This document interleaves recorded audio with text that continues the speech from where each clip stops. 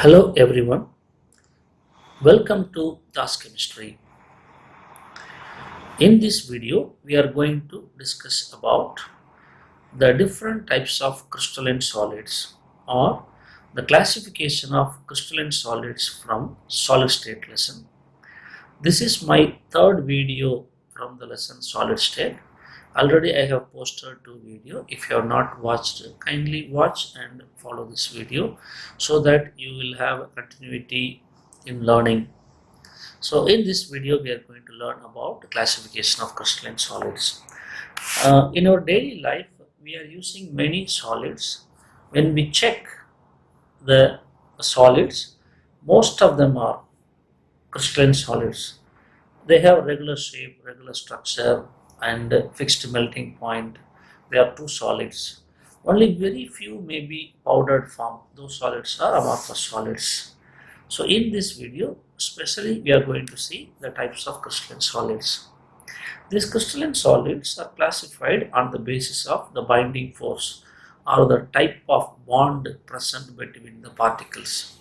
So those are ionic bond, covalent bond, metallic bond and van der Waals forces.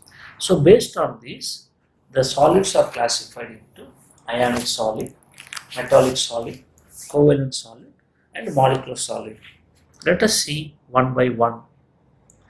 Ionic solids. See, in all these solids, we are going to see based on some 8 factors. The first one, constituent particle. What type of particles present? And what is the force present between those particles? And what is its binding energy? How hard it is? Whether it is brittle? The melting point of the substance? Conductivity nature? Solubility and some examples. On these factors, see 1, 2, 3, 4, 5, 6, 7, 8 and 9. Based on 9 different characteristics, we are going to see ionic, molecular, covalent and metallic solids. First let us see ionic solids. Ionic solids contain cation and anion. Between these cation and anion, there is electrostatic force of attraction between cation and anion. It is also known as electrovalent bond or Coulombic bond, ionic bond. So the force of attraction between cation and anion is called in different ways. And the binding energy is varying from 400 to 4000 kilojoule per mole. The ionic solids are hard and they are brittle. And these ionic solids have high melting point. When we see the conductivity in solid state, they are poor conductor. Why in solid state they are poor conductors? The reason is, see, when we see Na plus, it is bonded with the Cl minus, and this is bonded with Na plus, here Na plus, here Na plus. In the same manner, when we see Cl minus, Cl minus, Cl minus, so each ion is strongly held together by oppositely charged particle. So these particles cannot move. Because of that, ionic solids are poor conductors in solid state.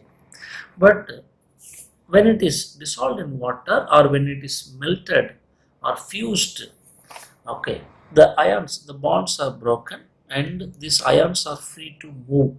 Since these ions are free to move in molten or aqueous state, the ionic solids are good conductors. Solubility.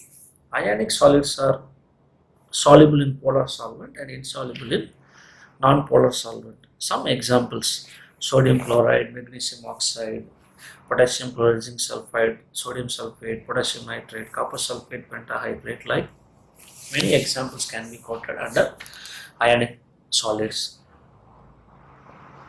Next, let us see about the metallic solids. The constituent particles are the cations are the positive nucleus or kernels and sea of electrons. The binding force is metallic bond. How this is taking place? When we take a metal, we are considering a metal. These are the atoms, positively charged particles, and these particles are having electrons around it. Okay, so these electrons, so the attractive force between these electrons and the nucleus is known as metallic bond. The binding energy varies from 70 to 1000 kilojoule per mole, and metals are hard. but they are not brittle, but they are malleable and ductile. What is malleability? A metal can be beaten into thin sheets. Ductility, a metal can be drawn into wires. Then these metallic solids have high melting point and they are good conductors in both solid state and molten state. Solubility, the metals are insoluble in water. Uh, Polar solvents. We may think that sodium dissolves. Okay, so there when it dissolves, it gives a new substance. But an ionic solvent, when it dissolves in water, it gives only the particular ion. The example: sodium, copper, silver, gold, nickel, platinum, chromium, or metallic solids. Covalent solids, they are also known as network solids. The constituent particles are atoms. The binding force is covalent bond. For example, in diamond, between carbon atom, there is strong covalent bond. The binding force varies from 150 to 500 kilojoule per mole, and these covalent compounds are hard except graphite. Graphite is soft. Graphite is soft. It is not hard. And these covalent solids also somewhat brittle in nature, and these covalent solids have high melting point and they are insulators except graphite. Graphite is a good conductor because it has one free electron. When we study the graphite structure,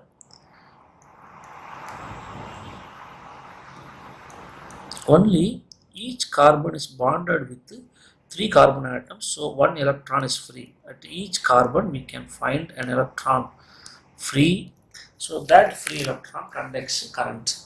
They are soluble in non-polar solvents. Covalent solids generally they are soluble in non-polar solvents. See diamond, graphite, carborundum, that is silicon carbide, quartz, silicon oxide, boron nitride are examples of covalent solids. Next, molecular solids. These molecular solids again further classified into three types: polar solids, non-polar solids, and hydrogen bonded solids.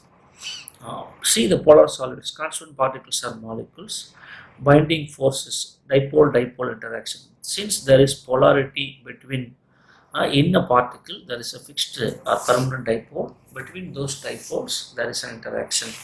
And binding energy varies from 5 to 25 kilojoule per mole, and they are soft, they have very low brittleness, and they are very low melting point.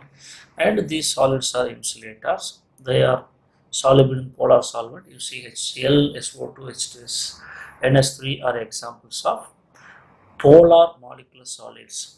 Next, non-polar solids. See the constituent particles are molecules and the binding force is dispersion force or London force. The binding energy varies from 0.05 to 40 kilojoule per mole. Again, it is repeating soft, very low brittleness, very low melting point, and they are insulator.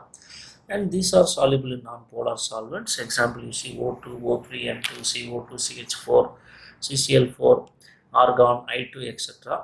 In some cases, some solids may not be soluble in non-polar solvent. So it varies depending on the particles or the molecules. And finally, the last type of molecular solid is hydrogen bonded solid. The constituent particles are molecules.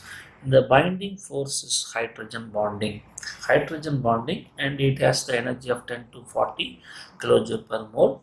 Somewhat they are hard, we can say, but generally they are soft, very low brittleness and low melting point. They are insulators, soluble in polar solvents due to that hydrogen bonding. Hydrogen bonding arises due to dipole. If there is a partial polarity, because of that it is soluble in polar solvent. Example, H2O, ice. Thank you for watching this video. Thank you for your continuous support. Like my video, comment on my video, share my video with others, subscribe my channel. Thank you.